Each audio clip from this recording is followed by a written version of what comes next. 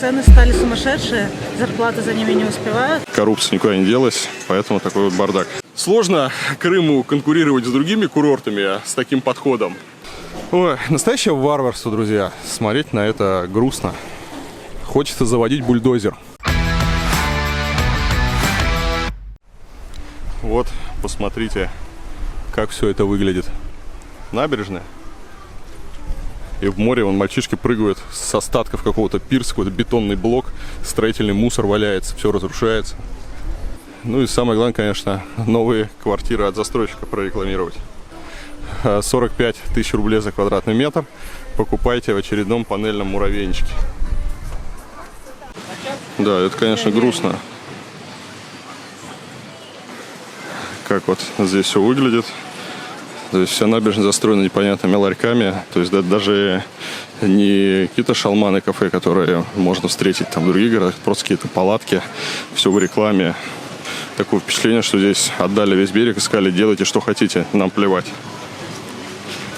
И получается такое вот наплевательское отношение.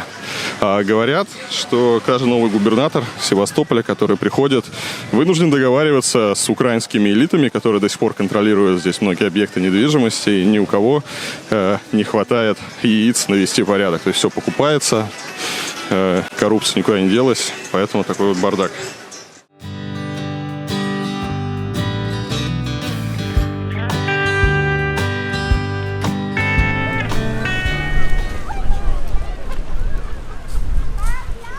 Пляж, вот табличка, это прибрежная защитная полоса, и вот уже стройка. Еще один пример варварской застройки прибрежной зоны. Как мы знаем, в Севастополе еще очень мало пляжей, оборудованных пляжей. В береговой линии очень можно купаться, организовать пляжи. Таких мест немного, каждое на вес золота, но не только для людей, кто хочет купаться, но и для застройщиков. Потому что, конечно, продать апартаменты на берегу моря всегда соблазн велик. Вот, и на этом месте при Украине хотели строить грязелечебницу, хотя народ хотел общественное пространство и пляж, чтобы здесь оборудовали. Было много споров, но в итоге грязелечебница победила. А теперь мы видим телефон отдела продаж. Не похоже, чтобы в грязелечебнице можно было что-то продать, может, они грязь собираются продавать. Но нет, они уже, судя по информационному стенду, назвали это база отдыха. Ну, а понятно, что это будут жилые дома прямо на берегу моря. И никаких ни лечебниц, ни отдыха здесь не будет, а просто очередной кусок подпустили под застройку и распродают. А сам пляж в таком довольно хреновом состоянии, нет ни нормальных ни туалетов, никто здесь не убирается, какой-то валяется, а мусор все в камнях. Конечно, сложно Крыму конкурировать с другими курортами с таким подходом, только если заставлять людей сюда ехать.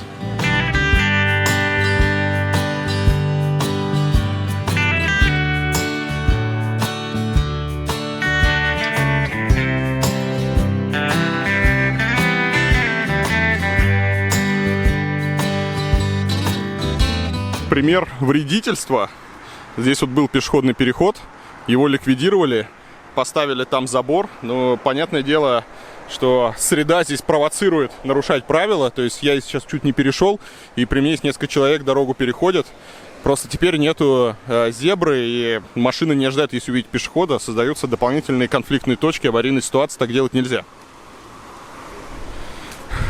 Как я уже сказал, если вы видите забор, то, скорее всего, здесь ошибки в проектировании, которые прикрывают забором. Это памятник Нахимову. Мы сейчас в самом центре Севастополя. Сейчас спустимся к морю, посмотрим памятник затонувшим кораблям. На площади вокруг памятника Нахимова до сих пор паркинг. Это, конечно, не дело. Центральную площадь, такое классное место, отдавать под парковку. Это слишком расточительно. Я надеюсь, рано или поздно парковка отсюда исчезнет. Сцена. Здесь сегодня был митинг. Митинговали коммунисты против пенсионной реформы. Сегодня 2 сентября, когда я снимаю этот ролик. У них по всей стране проходили митинги. И говорят, впервые в Севастополе открыто ругали Путина. Невероятное вообще дело. Ну вот смотрите, да, как можно было здесь сделать парковку. Как можно было такое ценное место отдать под паркинг. Еще я очень надеюсь, что рано или поздно исчезнут эти вот непонятные шалманы, ларьки, какие-то вот ублюдочные все в рекламе поросшие павильоны, чтобы они не стояли рядом с этой красотой и не портили вид.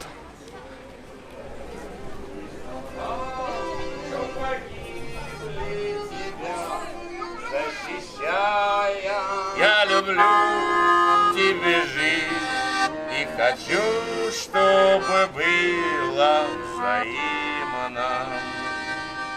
Вот это вот спуск к пирсу, откуда отходят катера.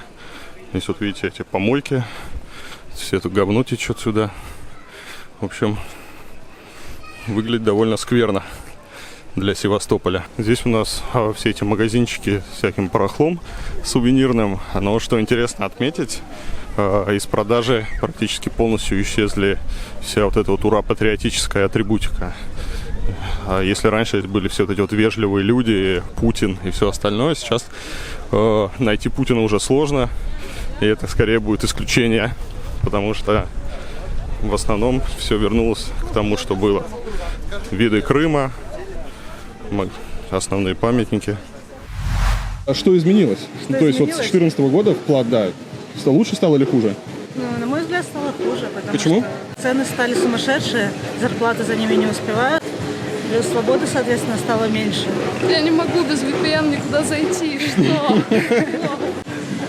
Вот. Ну, как бы никогда богато не было, но была раньше динамика при Украине. на мой Ну так взгляд. весело было. Да, то есть город становился лучше, он оживал, он развивался экономически, развивался туризм, было интересно, было в городе много иностранцев, американцы, и немцы, и французы приезжали, со всего мира приезжали, собственно, интересно было, у нас исторически там много чего посмотреть есть. Сейчас, соответственно, иностранных туристов нету. Тут такой вообще движ просто был, реально движ. А щас? Приезжаешь, а сейчас ну какие-то, не знаю, вот унылая набережная, ничего нету. Порядка больше стало? Нет. Как нет? Нет, ну как бы лжепорядка, то, что называется, каких-то рамок лишних, которые не порядок наводят, а которые какие-то ограничения возводят. Там ну, до смешного. Камеры, что там заборы. заборы какие-то обходить нужно. Если раньше там идешь через переход спокойно, его переносят куда-то, ходишь, обходишь заборы, как бы каждый уже думает, что он там где сказал, что он репостнул ВКонтакте.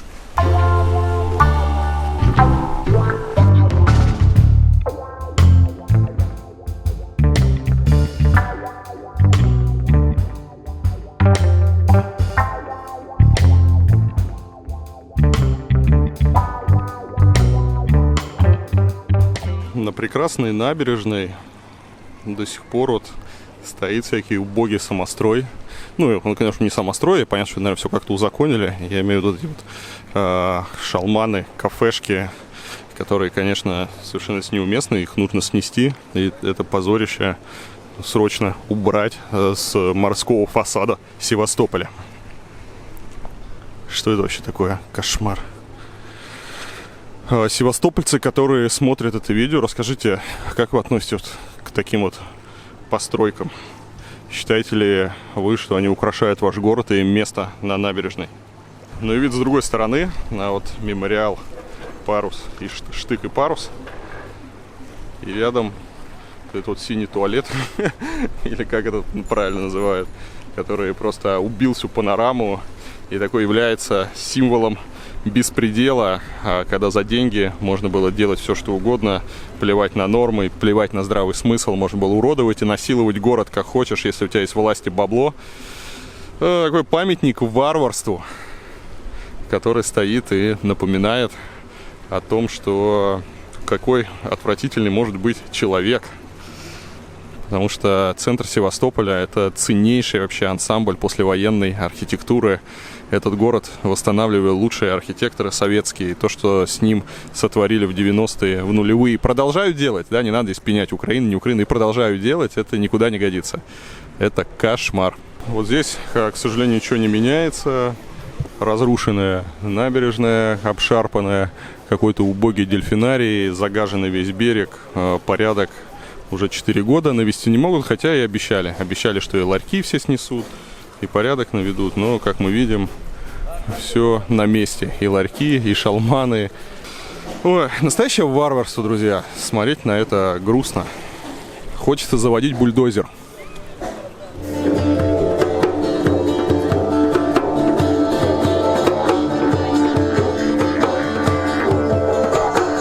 посмотрите, как прекрасен Севастополь, какая архитектура, какие тут улицы. Красота, платаны. Непонятно, правда, зачем они решили их побелить снизу, но в целом очень круто. Проблемы с парковкой в центре никто так и не решил. Мы вот, смотрите, в самом центре города находимся, и здесь все заставлено машинами. Быть этого, конечно, не должно. В городе Острове не хватает платной парковки. Вроде вот она появилась. Еще, правда, никто ее нормально не администрирует, и народ не платит, но есть надежда, что в связи с платной парковкой будет больше порядка. Вот мы думаем, что вся эта ужасная парковка осталась внизу, и сейчас мы поднимемся по прекрасной лестнице наверх. И наверху уж должна быть красота. А наверху тоже парковка. И неубранные помойки. Все как было раньше. Фонаря нету. Люди почему-то здесь паркуются. Вот такая вот история. В Севастополе много изменилось, но если говорить о застройке, то ситуация осталась абсолютно такая же. Застройка по-прежнему является единственным драйвером экономического роста, если можно так выразиться, в городе. Поэтому застройщикам прощается очень многое.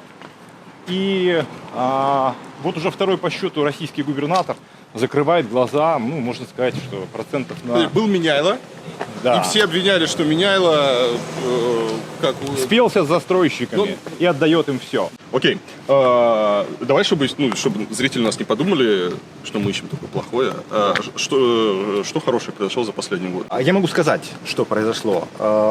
Отремонтировали довольно большое количество дорог.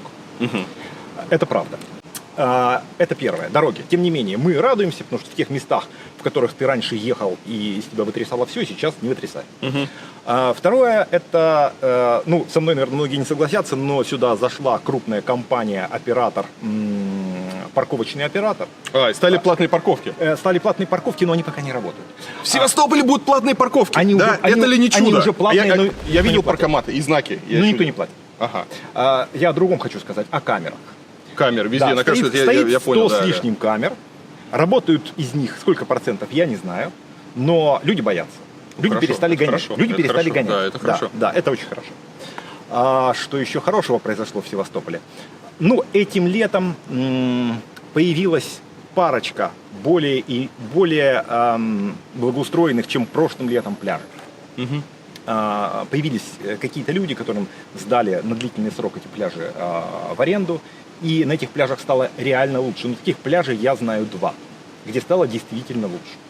Во всех остальных случаях есть вопросы к арендаторам, они получили эти пляжи на 10 лет, и пока что много где не очень хорошо.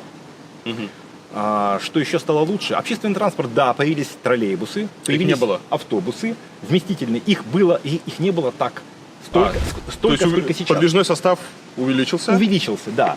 И есть цель, продекларированная нашим губернатором, что надо заменить маршрутки, которые по-хамски себя ведут, создают пробки, ездят, которые очень аварийны, которые мало людей вмещают, заменить на троллейбусы. Да, вот. Окей, они появляются, эти троллейбусы, автобусы тоже появляются, но их количество, все равно маршрутки продолжают доминировать в городе. В целом, лучше становится или хуже? Твои ожидания, они по шкале от минус 10 до плюс 10.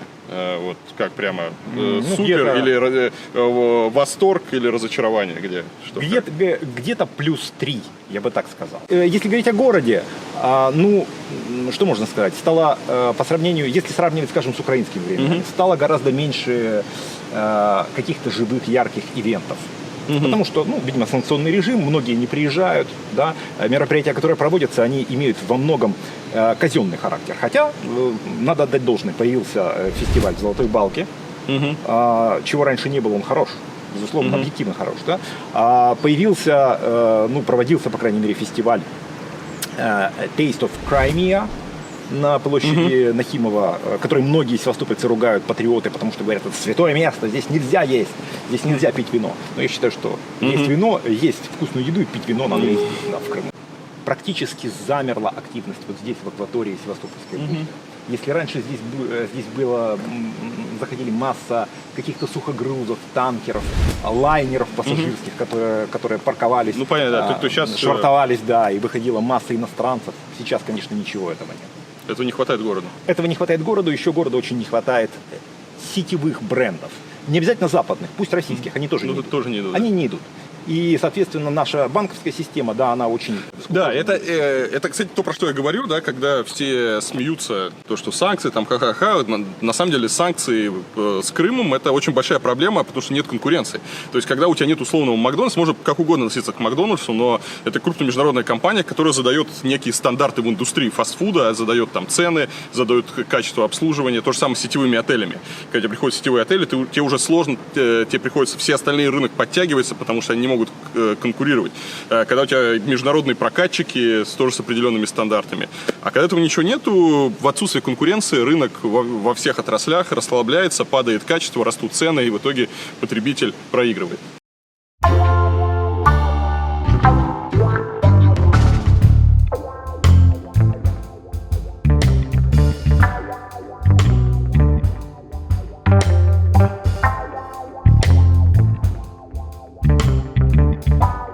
Ко мне сейчас подошел в Севастополе Максим и говорит, что я совершил ужаснейшую ошибку, потому что проигнорировал лучшее место вообще в Крыму, в Севастополе, это Динопарк. Одно из первых мест, которые сделали в Севастополе просто нормально. Не как другие парки делают, а сделали как положено.